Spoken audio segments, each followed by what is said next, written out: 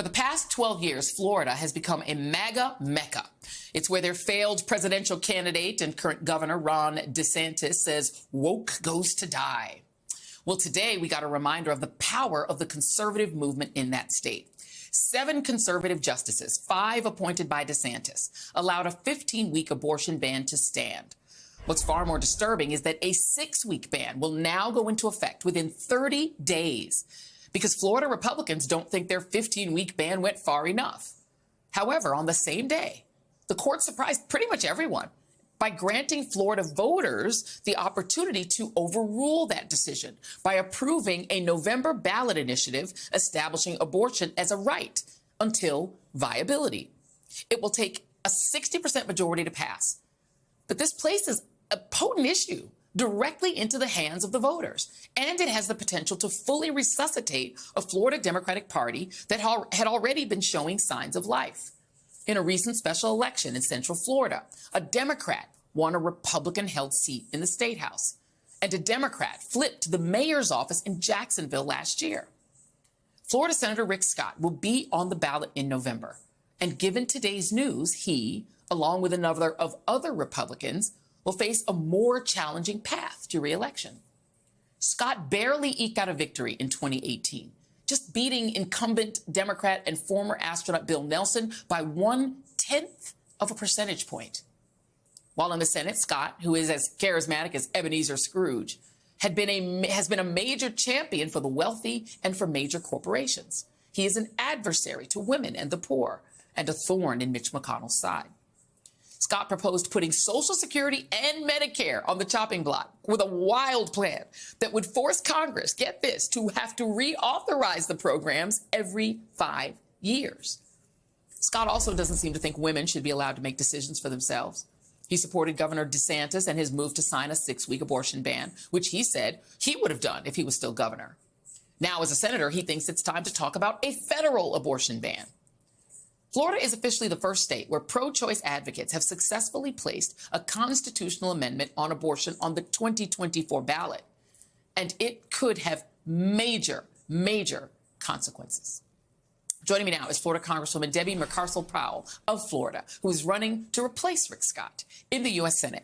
Congresswoman Mucarsel-Powell, was this ruling as big an earthquake to you as it feels like it is to me? Yeah, so, I have been here in Florida now, Joyanne, for months, traveling across the state, and I have seen the energy and the grassroots movement that has been organized by this group that gathered more than 1 million signatures to be able to put this ballot initiative in November. And so I'm actually not surprised because we saw across the board, whether Republicans, Democrats, or independents who signed into this ballot initiative, they want to be able to make their own decisions of what is best for their bodies and their lives, not politicians. And we have this independent streak here in Florida, Joyanne, which means we don't want any government interference. Now, I'm extremely concerned on this 6-week abortion ban, one of the most extreme bans on abortion, when most women don't know they're pregnant. It's going to really put a lot of lives in danger. We're going to see a spike on maternal mortality rates, specifically for Black women. I'm very concerned for my daughters and for young women across the state of Florida. And think about it. I mean, in a way, I almost feel like Ron DeSantis and Rick Scott are sort of a victim of their own success. DeSantis pushed all these just insane things through the state, through Tallahassee, through the state house to try to get himself to be president, including the 6-week abortion ban that he signed in the middle of the night. But it replaces what would have been a 15-week abortion ban. I almost feel like if it had been a 15-week ban, maybe it wouldn't have caused the cataclysm that this will. We're now talking about during spring break, a state where a lot of young people go to visit, to go during spring break. A lot of young people who go to college are going to wake up 30 days from now in a state that is essentially the Handmaid's Tale. And between them and a free state are about 7 other red states, including Georgia that has a 6-week ban, South Carolina that just passed a ban. You're talking about red states for as far as the eye can see and the sea behind you. So you've got nowhere to go in Florida now. That, to me, sounds like a hell of a motivator to women, to voters of color, to people who essentially tend to lean Democrat. Yes, and I can tell you that, like you said, this is really going to disproportionately affect women of color, Latina women, Black women. 1 in 5 women here in the state of Florida that have access to abortion actually are coming from other states. We were the last state to offer abortion care. And like you said, DeSantis has failed every single step. And we saw his failed presidential campaign. And we just saw it a week ago where voters here came out, rejected DeSantis on a Republican primary. They actually, 17% of the Republican base here in the state of Florida voted for Nikki Haley. These extremists in Tallahassee and extremists like Rick Scott do not represent the values of Floridians. So this is going to backfire. And I can tell you, it's not just abortion that Rick Scott, like you said earlier, has been the extreme poster child and pushing this agenda. It's also on other issues like repealing the Affordable Care Act, sunsetting Medicare and Social Security. His luck is about to run out. By the way, and I was shocked when he ran the first time. He self-funds. You know, he's going to have plenty of money. He's a very wealthy man. And so he can self-fund. It's how he wound up getting into the Senate in the first place. It's how he became governor. I think he spent like $80 million. But I was surprised that the Democrats didn't hit him harder on the Medicare and Medicaid and TRICARE fraud. His company, when he was CEO, committed record Medicare, Medicaid, and TRICARE fraud, TRICARE being the military version of Medicare. And he pretended as CEO that he knew nothing about it. He was deposed about it and tried to play dumb. That person then becomes the governor and the senator. Is that something that you're going to highlight in your campaign against him?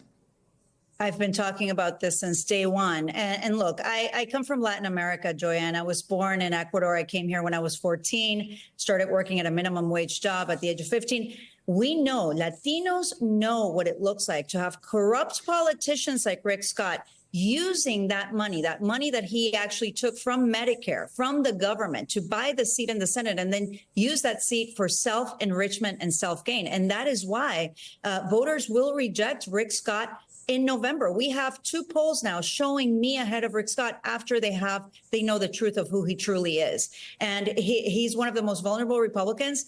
For us to keep the Senate majority, Joyanne, it runs through Florida. We are a purple state. I have been saying this for months. And I know that we are going to show everyone that here in the state of Florida, we are going to protect a woman's right to choose, our freedoms, our liberties, and make sure that we reject the extreme politicians like Rick Scott that are not representing our values and that are doing everything to take away our rights.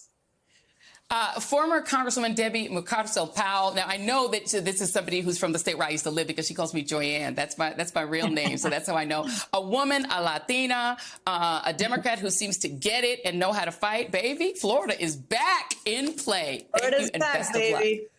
Florida's back, baby. Thank you so much. Hey, everyone. MSNBC has a new and improved app. You'll get real-time alerts and analysis, live blogs, in-depth essays, video highlights, and the best 2024 election coverage. Download the new MSNBC app. Here's how to do it. You tap on the App Store on your phone. You hit search on the bottom right corner. You type in MSNBC. You click on the MSNBC app. You click on Get or the cloud icon and enjoy it.